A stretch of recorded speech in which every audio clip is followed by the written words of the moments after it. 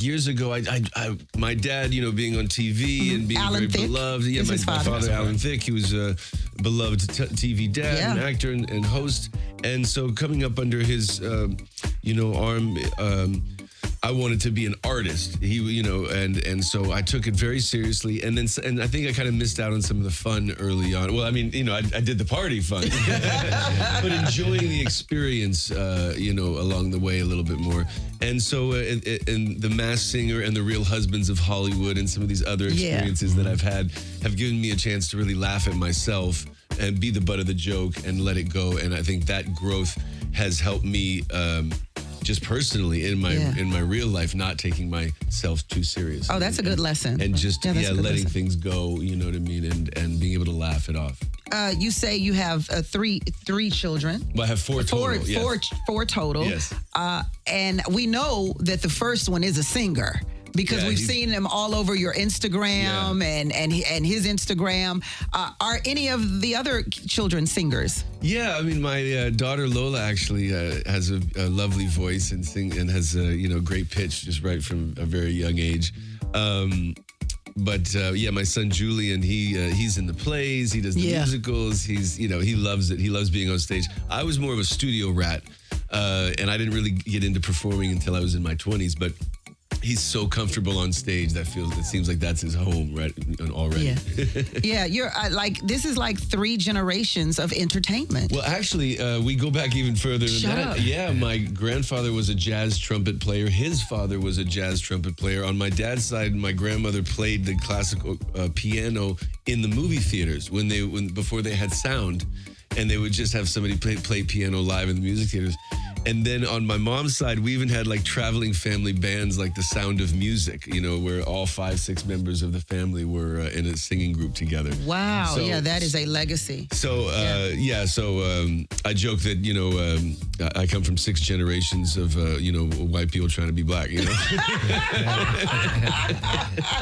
at least you said. What was Grandma playing the piano to? What movie? Roots? Grandpa was in New Orleans playing the jazz sax, you know what I mean? And Grandma was playing the piano to Roots in the movie theater. Come on, man. It's in the blood, man. It's in the blood. So your second single is going to be Snack? It is. It's a really sexy record. I mean, I could tease it with you guys before I leave, but it's a fun one. Yeah, we're supposed to shoot the video on Monday. Very excited about that. Okay, I'm liking that. And then the upcoming album is going to be set to be released Valentine's Day. Just from I Know What to Do and Snack, it sounds like a Valentine's Day release album. Like I said, at this point in my life, things, you go through a lot of ups and downs, especially in this business. And right now things are nice, life is good. I got the home, I got the kids are happy, they're thriving, wifey's happy, and I've been able to be creative and have more time to make music again. And it just feels like, a lot of the songs are just about the challenges, but really celebrating love and celebrating the beauty of life. That's great. Yeah. That's fantastic. And that way you can feel it because you feel that it's in the soul, but it's in the exploration of yourself. But it's really about the joys of life are everywhere. They're all around us. We haven't heard from you in a little while. But have you still been in the studio, even though there have been no albums until now? Well, there was actually, it wasn't a huge success, but the last album I released was in 2021. Right. It was called On Earth and in Heaven, and it was a very personal project. It was dedicated to my father, who had recently passed away, and Andre Harrell, my mentor, who had passed away.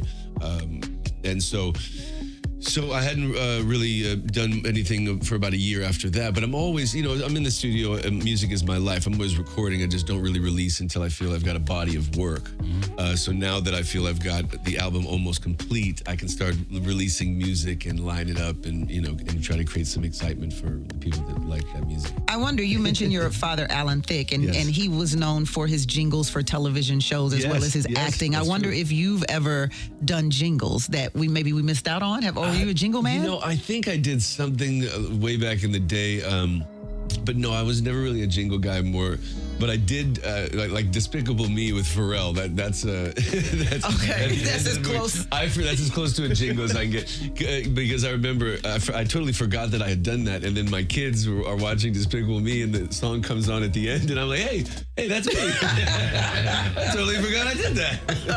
Okay, all right then. Just forgetting about them checks. Yeah, that's when you've lived a full life. That's when you have lived a full life. So your recent tour, Boys to Men. Yeah, it was. We had a blast. I grew up listening to Boys to Men and their harmonies and vocal styles and all that stuff. And so we went on the road. And the cool thing is that we're all dads. So we do the shows on the weekends, and then we spend the week. And then we go fly home for the week, and then just come out for Friday and Saturday, knock it out, and go back. So it was a perfect schedule for me. That's a different life than 20 years ago, right? Well, I mean, I think it's all about convenience, and if you're not doing like a full bus tour where you're doing 4 nights a week and that kind of thing. Yeah. It's convenient and worked out great for me. Was it 3 Boys to Men or 4? It was 3. I think the 4th showed up for a couple I was going to say, I thought he had come to like the last show or something like that. Yeah, he came to Vegas when we were there, yeah. Okay, yeah, it's fun, man. I especially post-COVID, like, I love performing in a different way. I like I said, taking myself too seriously. I used to stress over little mistakes on stage, blah, blah. And now it's like, I joke that it's the only place I don't have any problems. It's when I'm on stage. It's a beautiful thing, though. It's a full release from all of the daily grind that I have to get through. That now being on stage is just a full release. So it's very very lucky to be able to do that. We cannot let you out of here without talking about Mask Singer. Yes, love that show. So your role has evolved as a judge. Yeah, well, a panelist. Panelist. We don't really judge. That's true. That's true. It's celebratory. Yeah, that's true. That's true. Right from the beginning, and that was one of the reasons I wanted to do the show. They presented it to me as we're not doing the Simon Cowell or the American Idol. We're not going to be making fun of people or tearing them down. We want to celebrate these celebrities and make them feel good about their performance and try to figure out who they are. The key is to figure out who they are, not to insult them. Right. Right. I mean? So we don't bring any performance down. And that is good. Your outfit was amazing. That? That's a great song choice. Wow, that was the best song choice of the night. So y'all be lying to the people. Yeah, y'all be lying to the people. It's called entertainment. It's called entertainment. The new season premieres. Does it premiere this It's week? already on. Yeah, it's on. It's been on for the last month or so. On Fox. 5 or 6 weeks. Yeah, on Fox. Yeah. So can we play I Know What to Do? Let's do. I know what to do. I know what to do is play it. I know what to do. We're gonna play. We're gonna come back. I'm gonna give you a couple of commercials. We're gonna come back with more Robin Thicke and I Know What to Do.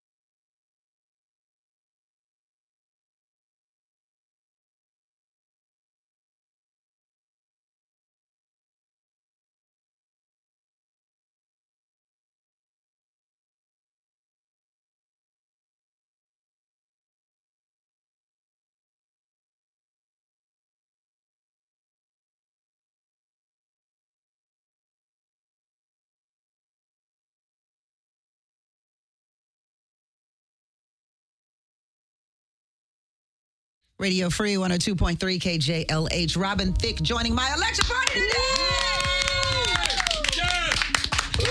Do you enjoy the process of America's election? Well, it's dramatic. Isn't it dramatic? It's dramatic. There's a lot at stake. I mean, good thing I have a Canadian passport. That thing might come in handy. But I mean, luckily she kicked his butt at the debate, and we're hoping for the best here today. You know? We are hoping for the best. The best did not happen a couple of days ago. Quincy Jones, we lost. The biggest producer probably of that era, right? Yeah. I mean, ever, honestly, just one of the greatest. And also just one of the, like we're talking about community, one of the connectors of culture, in Hollywood, in music, in philanthropy. Yeah. Philanthropy. Thank you. Just in every direction, he connected people and created greatness, and through great parties, and had great friendships that lasted his whole life. I mean, he was very special, man. Yeah. Had you ever met him? Had you ever worked we worked with him? together. Yeah. I mean, I knew him well. I knew his daughters. I knew the whole family. We did on one of his recent albums, me and T-Pain redid PYT as like a bonus track or something. I feel like I heard that before. It's me and T-Pain doing PYT at Quincy's request. So that was pretty cool that he tapped me to even do something. Yeah, that's amazing. That's absolutely amazing. Robin Thicke, thank you so much for stopping by. Oh, it's my pleasure. But we love your music. We love your soul. And this one, I be in my feelings on this one. It's got a Emmy can vibe, tell right? you, because I was like, ooh, if somebody tell me they ain't know what to do. You had a question for Robin. Go ahead. I was curious. On this record, we see Dream Doll on this record. What made you collaborate with her? Have you guys been playing the remix? Well, I saw the remix. I've heard the remix. Or the main version? We're playing the main version, but we've heard the remix. Yeah, I mean, I was working with this guy, City, from Run It Up Records. Shout out to City. And we had a success earlier this year with the Lizen remix. I don't know if you've heard that Y song. I hopped on the remix and did a verse, and it went viral and went to the top 5 on iTunes. Okay. Over the weekend, and so he had this idea to go try to find somebody that would work for the remix, and he sent me the record with the vocals already on it, and I didn't even know who Dream Doll was, but I looked her up, found out about her, and thought she was great, and thought it would work. It would work. So I just did it because I loved what she put down. Will you be collaborating with other younger artists on this album? Absolutely. I mean, that's the thing, is that you want to tap into other fan bases, and if the music is soulful and it's got some hip hop and it's got some, and it's sexy, then it's gonna connect to other younger artists and what they're doing and what they're trying to accomplish too. There it is. All right, thank you, Robin Thicke, everybody, and this is the new one. Go ahead and tell everybody. All right, y'all. This is Robin Thicke with "I Know What to Do with All That." For Radio Free 102.3 KJLH.